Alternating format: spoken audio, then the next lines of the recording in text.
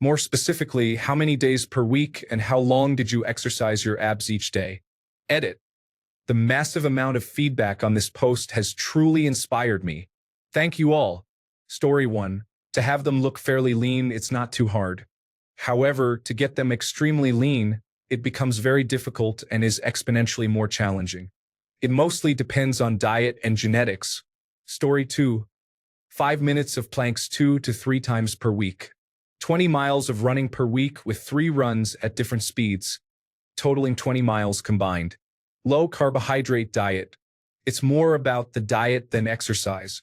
Holy crap. This turned into a full-on Ask Me Anything.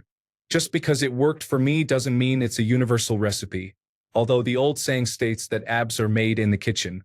I'm not a huge guy. My abs are small but visible thanks to low body fat. It doesn't really matter how you get there. Low carb, cardio, and some planks worked for me. Story 3. College student here who finally got abs I'm happy seeing in the mirror. I was obsessed over them for years, thinking if I wasn't seeing ridges in my stomach, I was fat, and I probably had a slight eating disorder based on how I would rapidly change my diet to stop eating if I thought I could see any part of my stomach wiggle. I got some good abs after about 5 years of athletics, sports, and just a general love of fitness. Biggest thing I found? No one cares. Sure, it's nice when a girl takes your shirt off and you can hear a damn, or when you're at the beach, but after that moment it's over. And was it worth the long time of mentally yelling at myself, skipping meals, and body shaming myself to attempt to get there? Hell no, so if that's why you're doing it, trust me, it's not worth it. However, if you want them to feel confident in yourself because it's a fitness goal, something for you, go for it, because being fit is something everyone should strive for.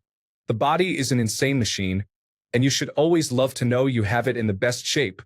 Plus you meet some cool people. Here's how I finally got to it if you want it. Diet. Everyone will say this one, but it's true for a reason. Abs don't show unless you've got low body fat. But don't take this as meaning you can't eat, that's not sustainable, and you will fall off the wagon. That's what happened to me.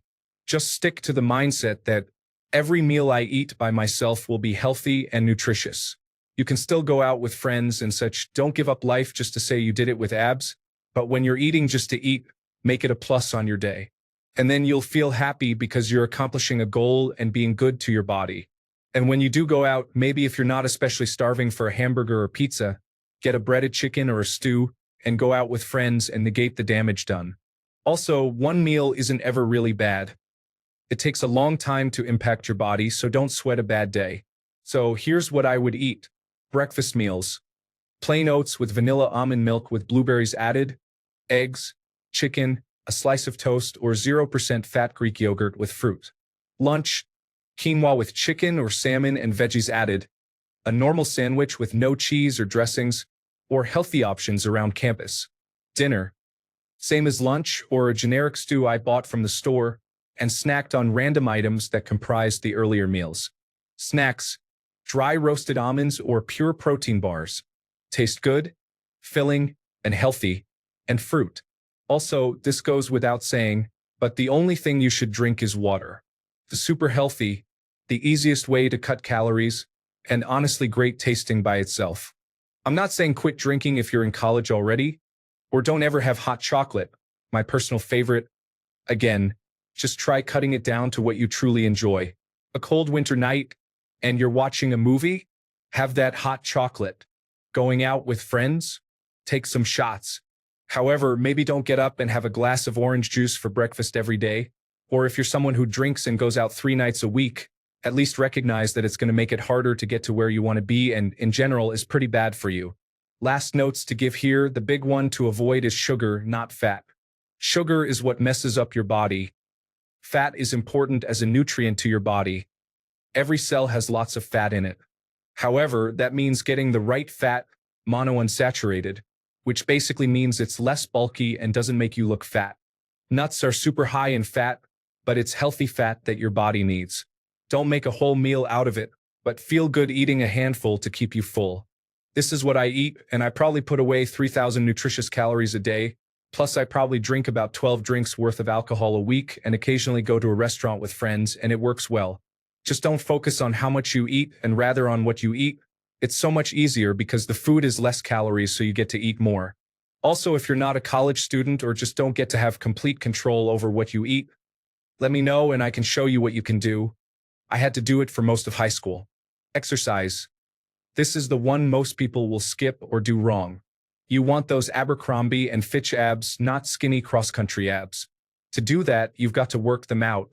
Here's the thing, the advice everyone tells you to do doesn't work, it doesn't fatigue the muscle enough. Here's what I do, and this will make your abs hurt for 2 days, I promise. Look up AthleanX, he's the workout guru. He has 2 six-pack abs videos. My favorite is 7-minute six-pack abs promise. Do that one along with some around the worlds, where you hold yourself up on a bar and rotate your legs up and around, as well as an ab wheel and Russian twists with a medicine ball. That's a great ab workout right there. I don't know how intense you are about weightlifting, but also front squats and deadlifts are insanely good for the abs, giving them that athlete look. You could probably do them right after. I do them on leg day, but you could do all that together. Deadlifts and squats in general will work literally every part of your body, while making you so much more athletic. Also, no one ever recommends this, but I highly suggest running.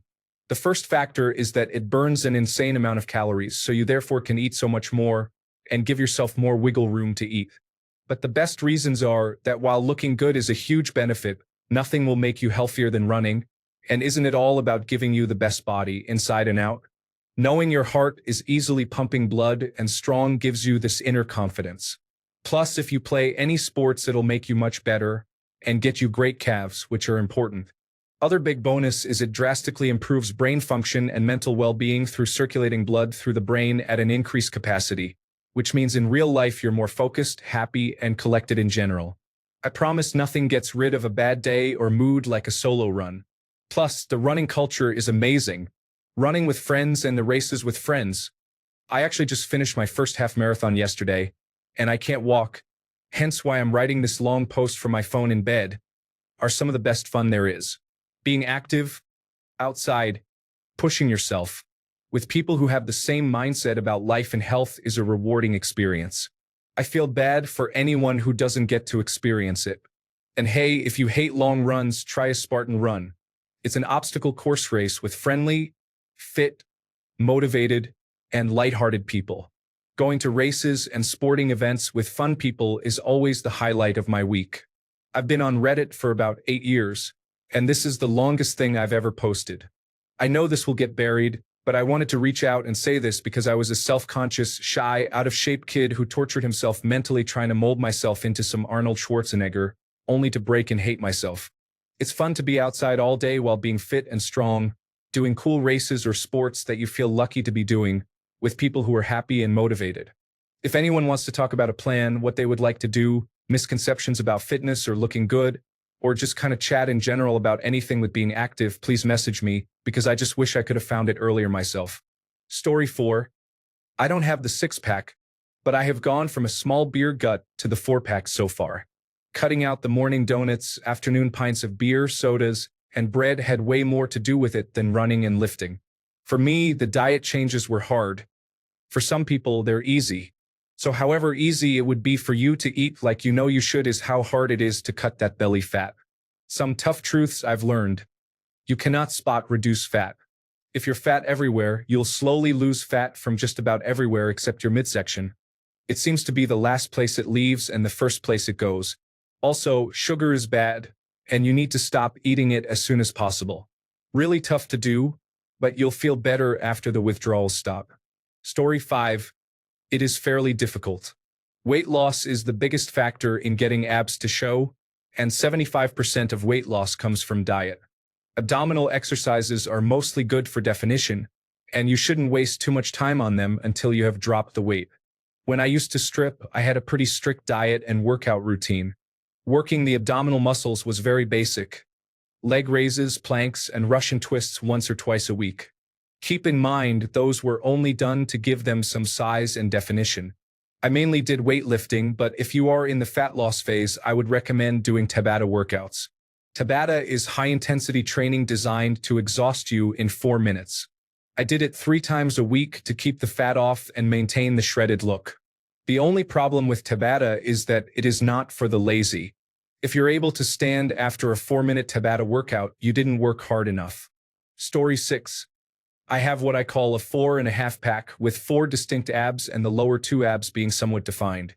I work out twice a week doing yoga and running, and I eat super healthy 80% of the time and decently healthy 20% of the time. Story 7. I had a 6-pack for the summer, and it was absolutely not worth it. The law of diminishing returns really applies to getting a 6-pack.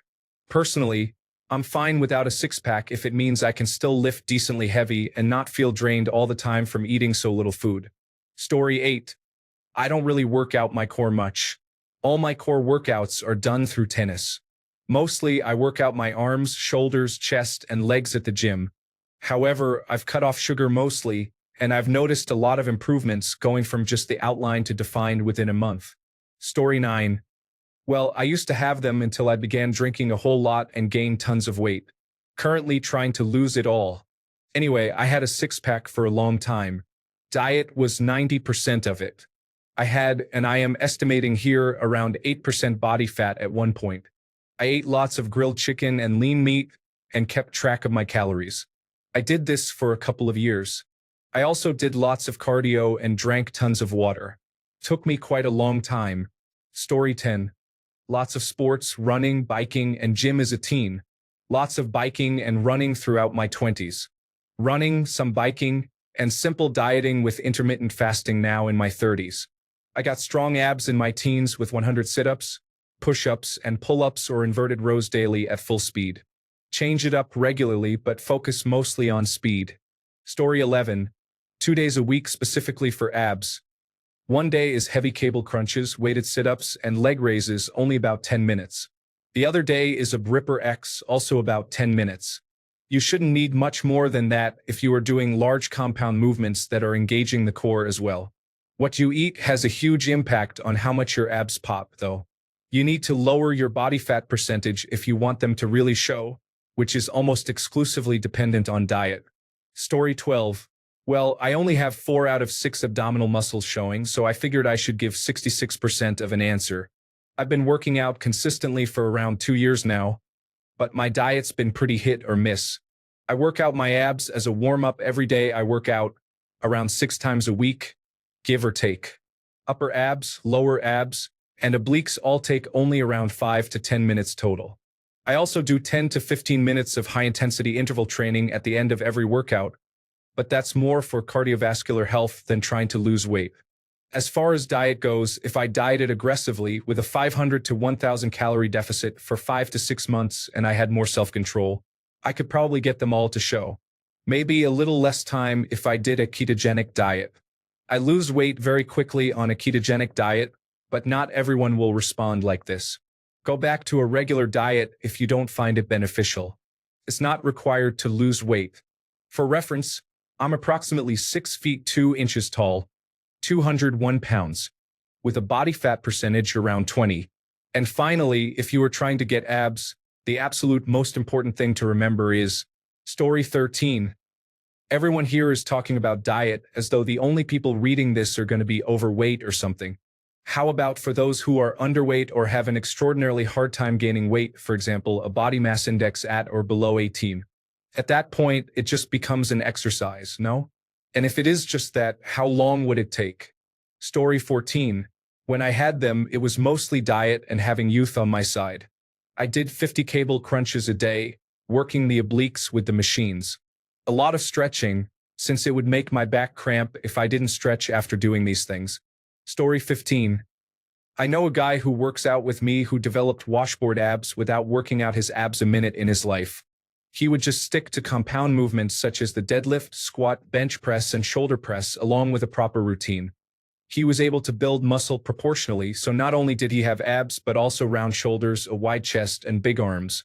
Diet and exercise are the most important factors. Remember, abs on a skinny guy are like big breasts on an obese girl. Story 16. Easier than you think, but much harder when compared to doing nothing. I train my abs directly 3 days a week and eat at a deficit of 500 calories, which is like 2,000 or 2,500 calories a day. In terms of cardio, I don't run much more than about a mile a day, which takes 6 to 8 minutes, but I walk a lot and get high steps around 12,000 to 16,000 per day. Certainly took me a while to get there. I started at 210 pounds and first saw them at 175, but they look their best for me between 165 and 160, which is 12% body fat for myself. I don't worry about low carbs or any special diet. Just focus on calories in and out and getting enough protein while eating foods that make me feel full.